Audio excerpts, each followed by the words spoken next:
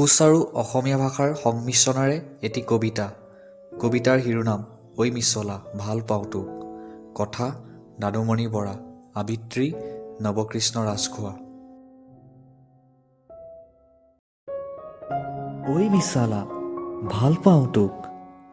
মোৰতো মন যায় ভাল পোৱাৰ ৰং তুলিকাৰে তোৰ হাপাকত ৰাংৰাচান আঁকিবলৈ। লটং পটং কলিজাটো বুকুত মেৰিয়াই চাকত চাক ধৰি খোজ দিবলৈ। সপোন দেশৰ পাৰদামৰ মাজে মাজে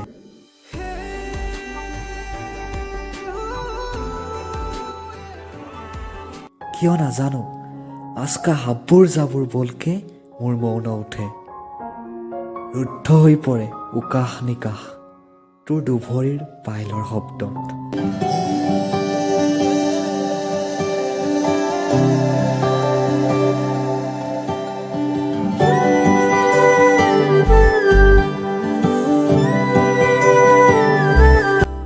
মোৰ সপোন উপত্যকাৰ নিমাত তাওবোৰো জাগি উঠে তোৰ আগমনৰ বতৰা এটা পাই। জাগি উঠে ৰং কাৰেংচোৱাৰ দুৰ্বাৰ হেঁপাহ। এই যে বতাহৰ সতে তোৰ আওলাং বাইলাং চলিতাৰীয়ে চুপতি মাৰে, তই তেতিয়া উৎটিপি নাহাঁহিবি। তই নজনাকৈয়ে বৈ যায় বুকুৰ পৰা বুকুলৈ এখন অদৃশ্য টিমাত।